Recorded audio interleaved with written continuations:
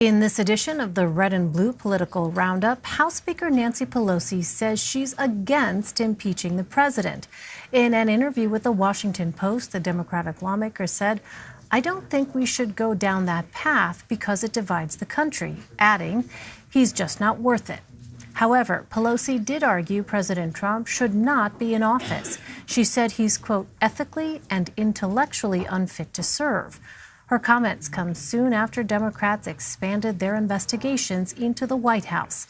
House Judiciary Committee Chairman Jerry Nadler issued a sweeping document request last week.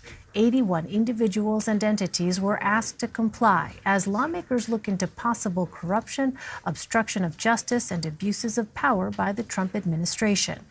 Let's bring in Julia Manchester. She's a reporter for The Hill. Julia, thanks so much for being with us. How significant are Nancy Pelosi's comments going to be as Democrats ramp up their investigations? Well, it's interesting, Elaine. I've actually been hearing from quite a bit of other political observers that these are essentially overblown, that she said this in the past and this was just in a different context. However, I would argue that these are very significant because the tone of this is much more strong. And I think she's essentially giving cover to other Democrats going into these investigations and even going into 2020. I think with Nancy Pelosi's comments here, she's able to protect those Democrats, more moderate Democrats, who would say that they're not as interested in going after the president in terms of impeachment, while at the same time giving cover to more progressive Democrats such as Rashida Tlaib, Ilhan Omar, Alexandria Ocasio-Cortez, who have argued for proposing articles of impeachment for the president because they can essentially blame her and essentially back away from all of this. I think it's interesting, though. It seems like Nancy Pelosi has been delving back into the history of the 90s. I saw a CNN poll on Twitter that showed that after Bill Clinton's impeachment in 1998, his approval rating actually skyrocketed to 10 points. And then, as we all know, after his impeachment, we saw that Newt Gingrich eventually stepped down as House Speaker. So I think Democrats, and especially Nancy Pelosi, are thinking right now impeachment could actually benefit Trump, because right now, if they were to go down that road, it could make it seem like they're spending so much political capital in impeaching the president instead of working with Republicans in Congress. And I think Trump could run with that in 2020. Right. And I know it's pretty telling when you hear the president at various rallies. He has brought up the specter of impeachment time and time again. So Speaker Pelosi also touched on the government shutdown earlier this year, and her comments come against the backdrop of the president asking Monday for an additional $8.6 billion for his border wall. Could this latest budget proposal cause another shutdown? I think it's very possible right now. This latest budget proposal ultimately lays out what President Trump wants going down the line, and he absolutely knows that it's dead on arrival in the House. And I think a lot of Democrats in the House and the Senate express frustration with this because it essentially lays out more spending for the border wall and extends those Trump tax cuts, which critics say would actually do nothing to really cut the debt in the U.S. So it's very politically tumultuous topic, if you will. And it does seem like President Trump is setting the table for a conflict down the line, because we all know that Democrats don't want to give that much more funding to the border wall. But Trump is still asking for it, even though he knows that this is such a political hotspot. Well, meantime, the Senate will vote on a resolution to block the president's emergency declaration this week.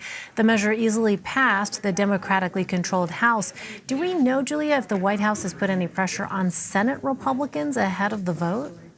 Absolutely. I think the White House is pressuring moderates such as Susan Collins and Lisa Murkowski, who have expressed some trepidations, if you will, with that emergency declaration and what it could mean going down the line for a future president, Republican and Democrat, and what criteria is needed to essentially announce a state of emergency. We saw Nancy Pelosi after last week or the week before's vote say, watch us. watch a Democratic president declare a state of emergency on an issue like gun control or climate change. I think some Republicans are worried that this essentially sets the table for that down the line. But if you just look at the president's Twitter feed and some of the White House's comments on this issue going back, a couple of weeks, just a couple of days, you see that there is quite a bit of public pressure on Republicans who seem to be on the fence on this issue. So you mentioned Senator Susan Collins. 4 Republicans so far have already said that they'll break ranks, not just Senator Collins, Lisa Murkowski, Rand Paul, and Thom Tillis. Could we expect more to follow suit? Yeah, absolutely. It's very possible. I think there are even some more conservative Republicans who, like I said before, are concerned about the possibility of essentially of what a future emergency declaration could mean for the possibility of a next president. Like I said, if there is a Democratic president, they could, under this order or, with the, precedent set by this order, declare a state of emergency on an issue like gun control or climate change. So I think you see not just moderates, but some conservative Republicans raising their eyebrows at this. Let's not forget, we saw that a lot of Republicans during the Obama administration continuously went after him for taking executive order when he knew Congress was locked against him. So I think you're seeing some Republicans not wanting to look too hypocritical down the line. I want to switch gears and ask you about a report Monday that a former aide to Kirsten Gillibrands had resigned in protest over the handling of a sexual harassment claim by the senator's office. Now, the senator is basing her 2020 campaign in large part around her work to advance women's rights. How has she responded to this incident? Well, we're seeing that Senator Gillibrand has said, she was content with the way that the investigation was handled into that, and she doesn't seem to appear to have really backed off any of this. It's interesting because Senator Gillibrand, even before this campaign, really was one of the leaders of the Me Too movement on Capitol Hill, and she has put in quite a bit of work and resources into combating sexual assault in the workplace and has really led that charge on Capitol Hill. So the response to all of this is interesting, and even the claim from the former staffer that resigned in protest is interesting, given her alleging the kind of response Gillibrand and her staff had at that time. But overall, Elaine, I think it shows what a pivotal role Me Too is going to play in this campaign. We saw in the 2016 election that there were the Trump campaign was going after Hillary Clinton for how she responded to Bill Clinton's alleged affairs and allegations made by those women, and most notably